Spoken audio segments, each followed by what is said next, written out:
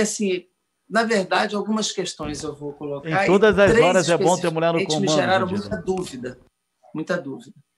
Bom, a primeira delas, e eu falo isso em direção principalmente à Fiocruz nesse momento, é a questão do complexo econômico e industrial da saúde.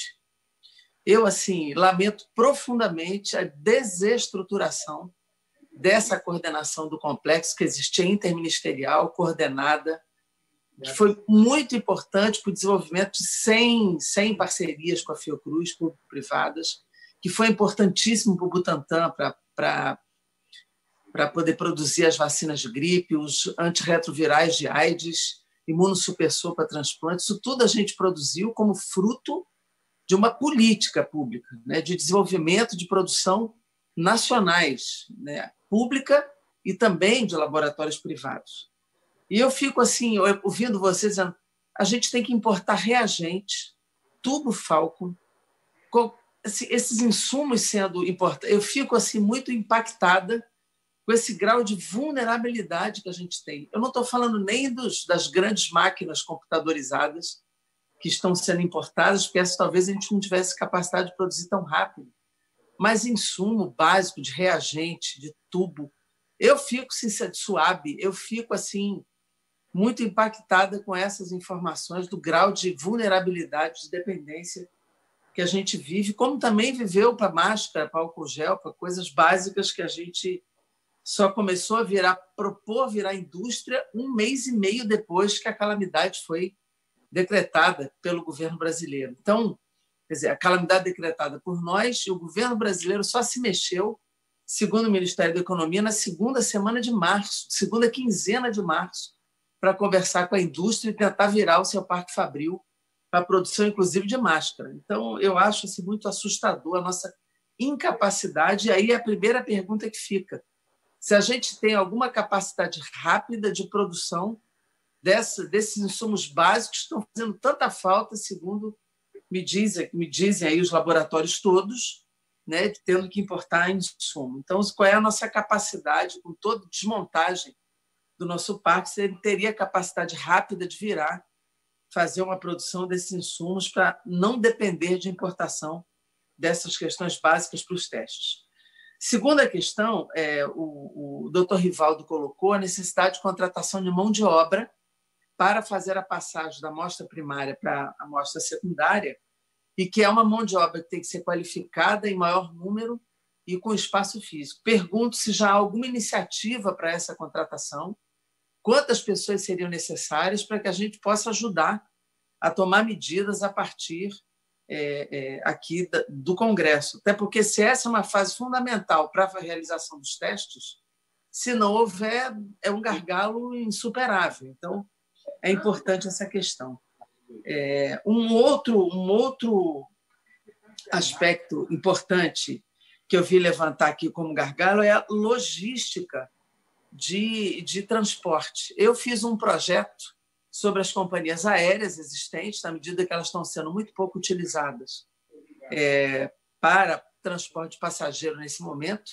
Eu já protocolei um projeto colocando a necessidade do governo puxar as companhias, que a FAB acho que sozinha não dá conta, para transporte de carga, né? Então, eu acho que a gente precisava compreender melhor o gap, o intervalo entre a descentralização e a necessidade hoje de logística por via aérea, que é a via mais rápida. Então, compreender isso é importante para a gente tentar interferir nesse aspecto, não só com o Ministério, mas com o projeto de lei.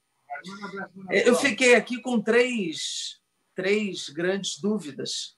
Eu parabenizo bastante o prefeito de Araraquara e a sua equipe, até porque o que a gente percebe é que no Brasil, como não há um comando único, centralizado e que tenha dado a dimensão da gravidade da questão, acho que a prefeitura agiu rápido também, porque percebeu a dimensão e a gravidade e se planejou, constituiu equipes, constituiu algo que é a pergunta que eu quero deixar para o prefeito sobre a questão da atenção básica, né? da busca do médico de família, da equipe de saúde da família, nessa ação, qual é o papel que ela tem e se ela interferiu de fato para a localização, para a detecção de casos, para que o resto da equipe de bloqueio e de informação pudesse funcionar.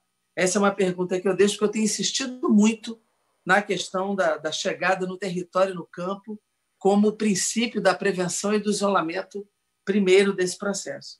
E deixo aqui as 3 dúvidas, que eu acho que toda a mesa pode responder quem se sentir habilitado. A primeira dúvida é sobre o teste rápido. Eu vi opiniões diferentes nessa mesa. Então, eu não ouvi a Fiocruz opinando sobre isso, porque, pelo que eu percebi aqui, alguns confiam, outros não, e isso, do ponto de vista epidemiológico, tem importância. Então, eu deixo a pergunta, eu fiquei na dúvida se vale ou se não vale a realização do teste rápido como instrumento para esse momento, não para uma vigilância posterior, um dado epidemiológico posterior, mas nesse momento. Segunda dúvida que ficou é a estratégia populacional, onde aplicar os testes. A questão da prioridade dos médicos de família a gente já tinha, né?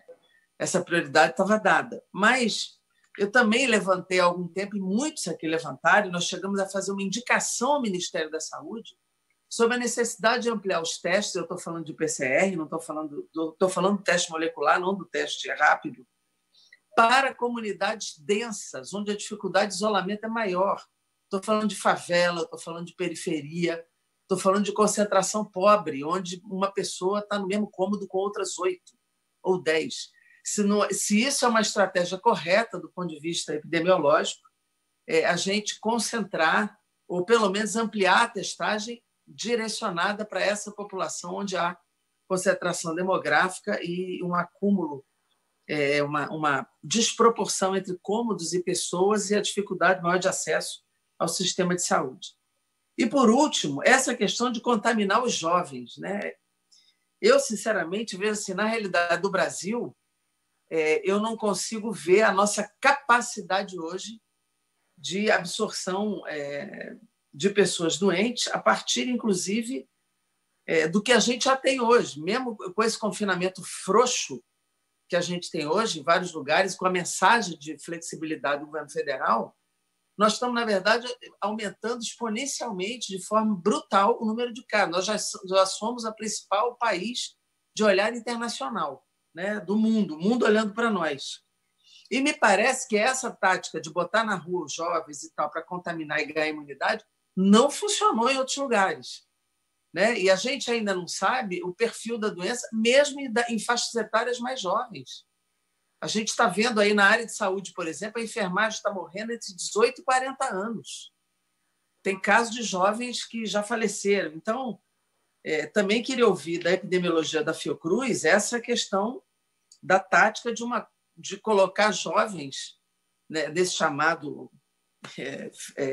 confinamento vertical, não no sentido do que o Sola falou, mas no sentido de botar pessoas na rua para aumentar a imunidade.